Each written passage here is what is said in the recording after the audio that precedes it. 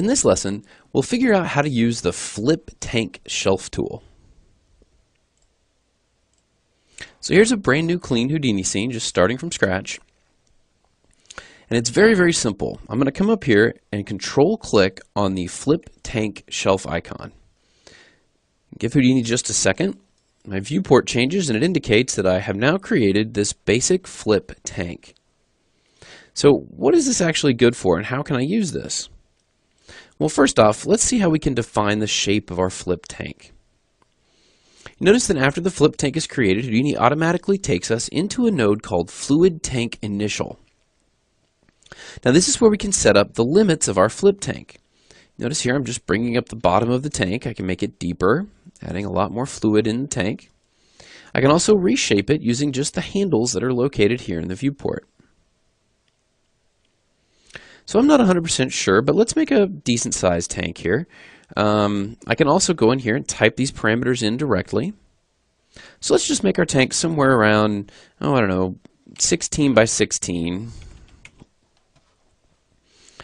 And that should be deep enough just to get us started here.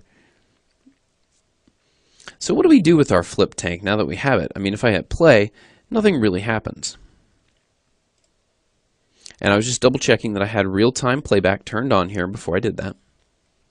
So if we look at our surface, there's really nothing happening here. It's pretty static, pretty flat. Well, that's because we have no forces or no actual velocity influence on the particles which make up the fluid of our flip tank. Now we know that because it's a flip fluid, we have the ability to use the particle tools that we had before.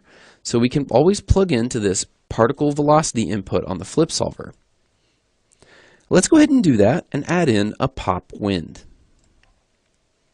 Now again, you can right click anywhere in the blank space of the network view over here, go to your tool menu, come down to pops, and again pop wind is going to be just outside of your screen here. It's in the lower right hand corner on the list. Again, if you need to find it immediately, a very quick and easy way to do it is just tap the tab key and type it out, P-O-P-W, and there it is, pop wind. So you can get to it that way as well. You can click there and drop one down that way. So let's go ahead and plug in this pop wind into this first purple input here, which is particle velocity. I'll highlight the pop wind, and I'm going to add just a little bit of amplitude into the noise parameter. Probably something like a 0.65, guess.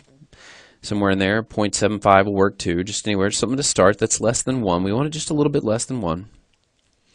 And we'll click play and see what we get. Well, we don't seem to have a lot of influence here yet. Got a little bit of motion. So we can see, yeah, that our surface is moving. We've got a little bit of motion, but I think we want a little bit more. So maybe let's take this up. Let's try something like 0.85 and see what we get. And let's also take the swirl size up a little bit too. It's a little bit larger tank than what we've worked with, larger fluid body size than we've worked with before. So let's crank these parameters up and just see where we go. Oh, here we go. Now we're getting a nice amount of turbulence in our water. We can see the surface of our water moving around. And what we've really done is basically create a very turbulent ocean. So what do I actually do with it now that I have this turbulent ocean? Well, flip tanks are really useful. They're really great for experimenting as well, but there's a few drawbacks too you need to be aware of. First thing is how do they interact with other objects? Well, let's go ahead and create a sphere. I'm just going to control click the sphere icon. We'll raise our sphere up. And we're going to turn it into a rigid body. So I'm going to use the fourth tab over here, which is the rigid bodies tab. And I want to choose an RBD object. So I'll click that. That will turn my sphere into a dynamic object. I'll rewind my timeline and click play. So here comes the sphere. It's going to fall into the body of water. Oh, and sure enough it does. I saw that I had some reaction there, but hang on, it's still falling. In fact, it's falling as if there's no walls or ground or anything to my flip tank. And that's because there's not. When you set up the initial limits here, if we go back to our flip tank initial, where we very first were using those handles, let's grab our handle tool, to define the size and shape. If you remember, when we talked about the actual flip object back in DOPS, which let's go back over there and look real quick. So this sets our size. Right now it's set to 16 by 7.8 something or other by 17.3523. So let's jump out and go back inside of our AutoDOP network. And you remember, in our flip tank, I'm going to hit L, that'll lay our nodes out a little bit easier to see here. So our flip solver of our flip tank, under the volume motion, we talked about that volume box, that big purple box that we were setting the size of around all of our little blue dots. Well, if you'll notice, that is now a dark green color. Okay? Those volume limits are now being controlled by something else. That's what that dark green color means. If you left click on the name on the title of the parameter, it will show you the expression that's been typed in here and what that expression is doing. So I can look here and I can see that what this is doing, this CH expression, is referencing a channel or a parameter somewhere else in the network, somewhere else in my Houdini scene. The path itself works very much like it does in an operating system, so ... just means up one directory. So if we go up two directories, that will take us back to the object level. I then look at my fluid tank initial, right? That's a container node. We know, we just saw it, we were there. And then look at my fluid tank size X. Well, what is that exactly? Let's go chase it down. So we'll jump up here. We'll look at our fluid tank initial. We'll go to our fluid tank. And when we look over here, we see that if we just hover the mouse over these this parameter, it'll show us what the parameters are. Now my pop-up display isn't lasting very long here. It has to do with something in the recording process.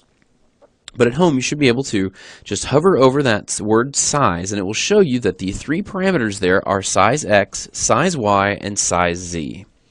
So really, by setting these here, all that you're doing is defining the limits of the volume calculation for the flip solver. Okay? It's just a really convenient way to do it, since it's right here, one level off the object level. Just fluid tank initial, and there you go. You can set those parameters. But really, in the background, keep in mind that all it is a little shortcut to get you down inside the AutoDOT network, over to the flip solver, and adjusting the box size and center. So, since we noticed that, yeah, the sphere does fall directly through, that's because no walls have been created. All we did was set those volume limits.